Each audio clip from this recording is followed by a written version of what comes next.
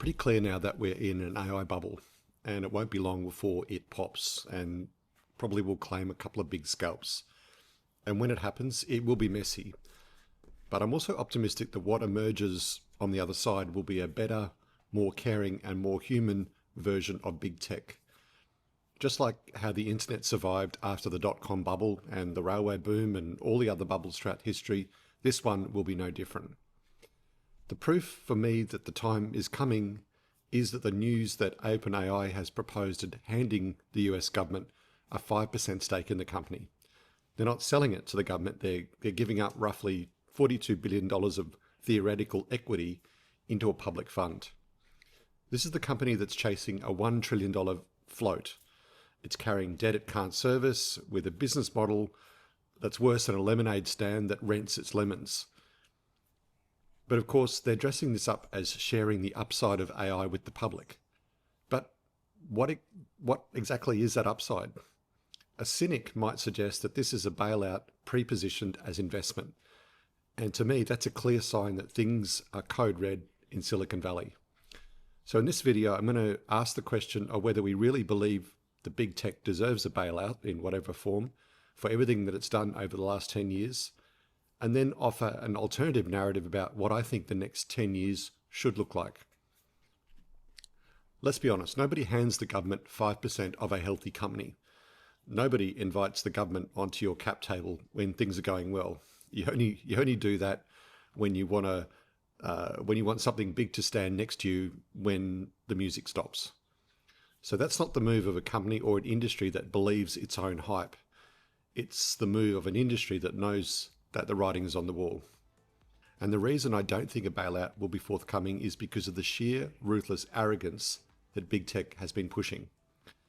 And to set the scene here, let me start with the most telling quote of all from Mr. OpenAI himself, Sam Altman. In 2015, Sam Altman, before OpenAI was a household name, said, "My job is to help people destroy jobs." Wow, what a mission in life, huh? And then in 2023, with Microsoft's money arrived and Sam Altman drops his hedge entirely and says, jobs are definitely going to go away, full stop. And then in 2024, the floodgates open. In February, Jensen Huang, the man shelling the shovels, stands at a government summit and tells people, don't learn to code. And then in April, Microsoft's AI chief, Mustafa Suleyman, calls his product a new kind of digital species, not a tool, a digital species.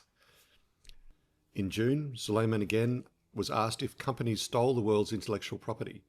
He said, well, everything on the open web is freeware and anyone can copy it.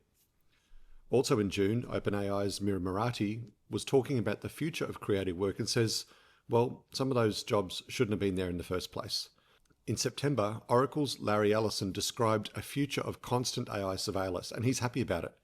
Citizens, he said, will be on their best behavior. In January 2025, Mark Zuckerberg goes on a podcast and promises that in 2025, Meta will have an AI acting as a mid-level engineer that can write code. In May, Anthropic's Dario Amodei goes on record with a number saying that up to half of all entry-level white-collar jobs are gone. Unemployment, he says, 10 or 20%. In February, Altman was pressed on AI's enormous energy usages and compared it to raising a child.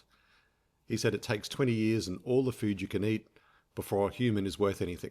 So what happened? Well, Mark Zuckerberg's 2025 mid-level AI engineer never arrived, but Meta still cut thousands of humans anyway. Dario Amodei softened his 50% into a story about automation as a multiplier. And Sam Altman, the loudest voice in the jobs apocalypse, spent 2026 telling everyone that he would be delighted to be wrong. These guys said what they needed to say when they wanted to raise fear and money.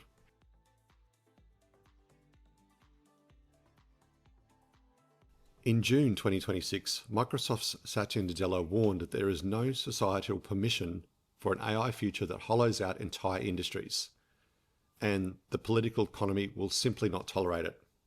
But he wasn't worried about that when he approved a $10 billion investment to turn OpenAI from a relatively benign research nonprofit into a voracious project in social engineering.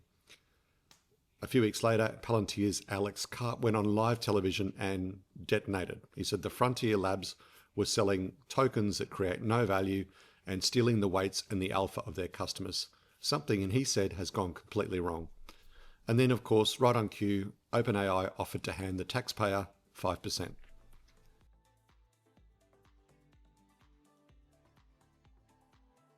So let's talk about the other side of this, not the doom, the version of AI future that actually makes things better. That's the future that I believe happens on device, locally, not in the cloud models. So picture a world where technology isn't there just to get rid of people.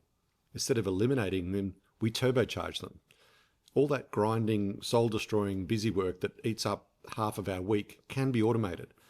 It's the information that people need to do their jobs is there in seconds when they ask for it.